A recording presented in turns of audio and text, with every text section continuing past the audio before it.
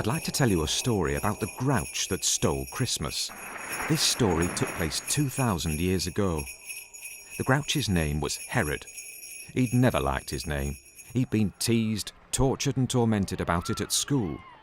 When the kids found out his middle name, things got even worse. Because Herod's middle name wasn't actually a bloke name at all.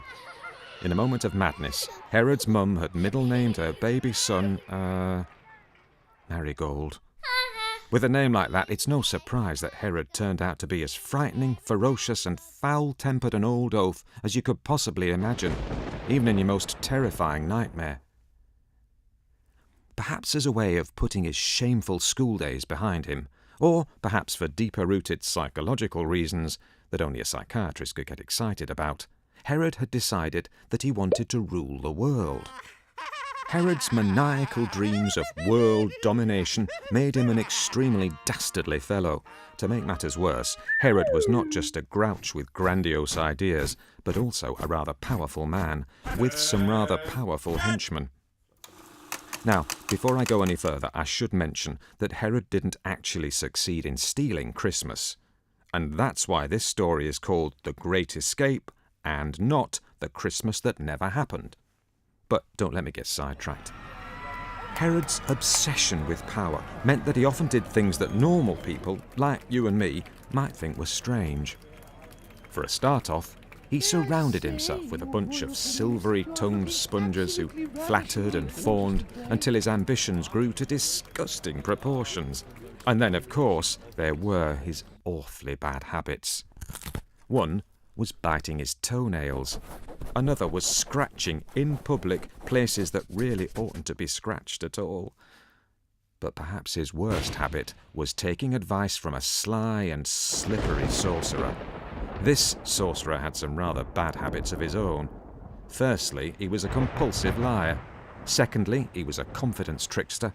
Thirdly, he didn't believe in the glorious God that we know rules the world. Little by little, the sorcerer wheedled his way into Herod's confidences. Soon, he was helping Herod to rule the kingdom. He didn't even have proper magical powers. He was just a clever old fraud with a formidable network of informers. One night, after sham spectacles and fake hocus-pocus, the so-called sorcerer came to Herod all aflutter. Whilst gazing into his magic mirror, he had foreseen the coming of a new king. Now, between you and me, that's just a huge, steaming pile of baloney. There's only one being powerful enough to hold the future in the palm of his hand, and that, of course, is God. Truth is, the sorcerer had begun to hear strange rumours about the fulfilment of ancient prophecies. He was determined to exploit Herod's gullible nature. According to the rumours, a virgin had been visited by an angel. The angel told her she'd give birth to the Son of God. Of course, some people scoffed at the gossip. The more cynical even muttered that it was an elaborate excuse to get a promiscuous teenager out of trouble. But many were beginning to wonder, especially when further stories began to circulate. Travellers on the Bethlehem highway had passed a young man with a pregnant woman.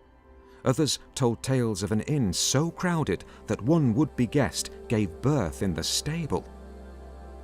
Then, a bunch of scruffy shepherds crawled out of the woodwork. Their claims were bordering on the bizarre. They said they'd worshipped a baby boy who was from the royal line of David. They'd found him sleeping in a manger. Finally, few people could deny hearing angels' songs. Celestial cantatas so ethereally beautiful they made you weep with joy. But still, some refused to accept it as a sign from God. Unfortunately, whilst the streets were seething with speculation, Herod himself was tucked away in his palace.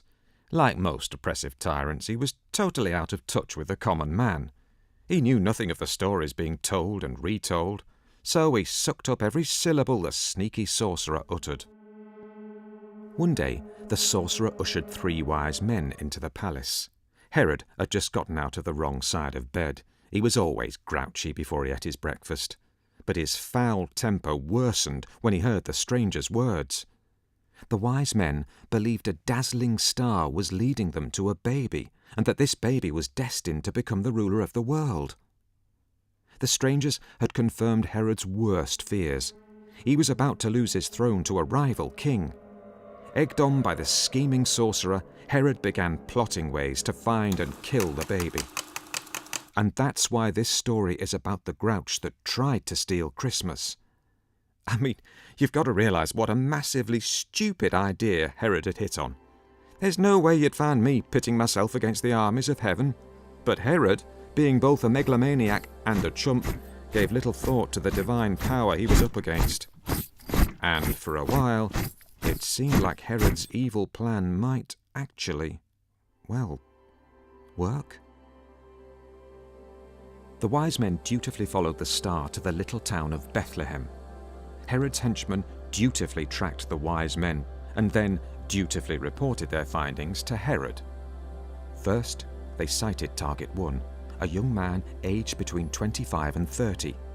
Then they sighted target 2, a young woman, long dark hair and dressed in blue. And of course, target 3, a newborn baby boy wrapped in swaddling clothes. With the targets located, all that remained was to execute Herod's order to kill. And that's when a mysterious darkness descended upon Herod's hired heavies.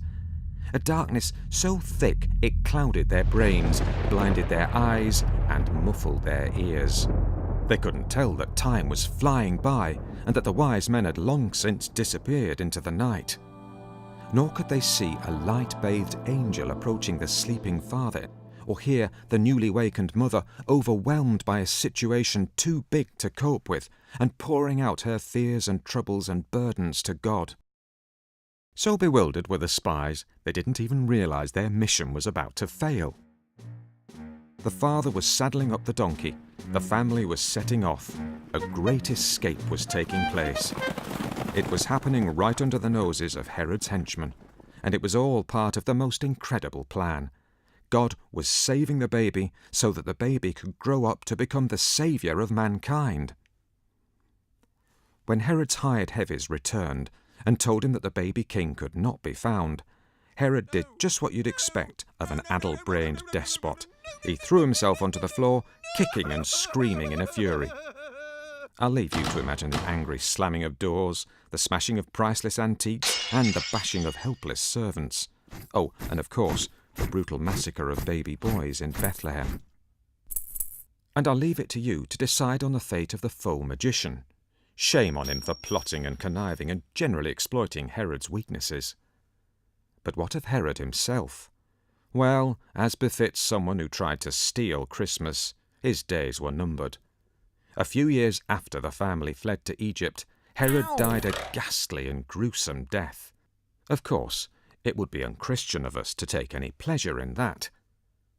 The Great Escape was all part of God's perfect plan. Just as God saved Christmas by leading the family to safety, so too we can be confident that we have the might of heaven on our side.